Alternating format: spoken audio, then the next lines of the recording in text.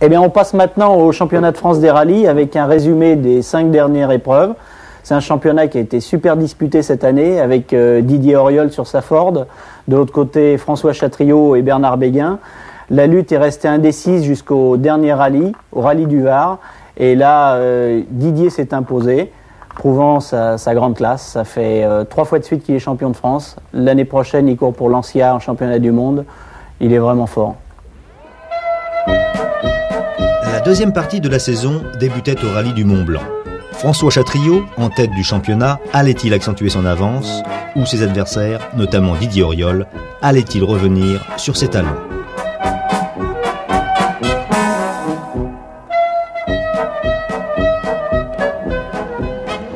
Auréolé de sa 3e place au 1000 lacs, Didier Auriol attaquait l'épreuve avec une fougue peu ordinaire.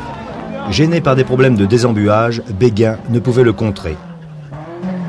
Pas plus que Chatriot, victime dès le début d'une rupture de différentiel. De gros progrès sur le plan des moteurs et des suspensions pour les Alphas. Pour la première fois, Ballet ramène la 309 jusqu'à l'arrivée.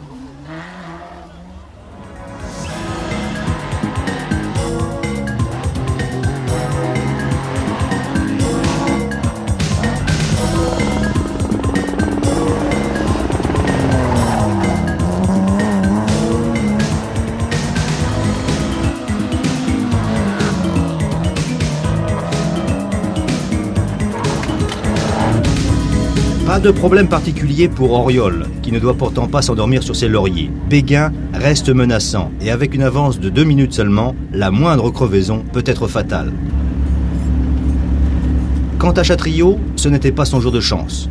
Bien, cette pièce qui est une croix faite pour desserrer les roues, malheureusement n'a pas résisté à la torsion puissante des bras de Michel Perrin et a cédé avant l'écrou, donc on n'a pas pu l'enlever.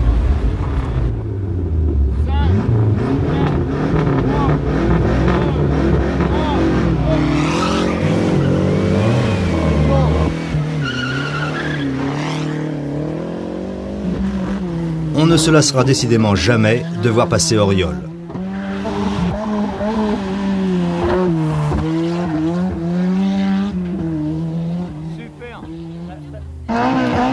Surtout quand il a une BMW à ses trousses.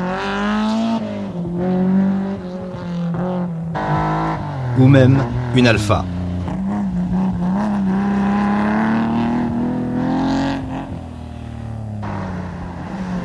En groupe N, victoire pour Oreille après l'abandon sur la fin de Petit Bug, qui avait dominé le maître Baroni sur Ford.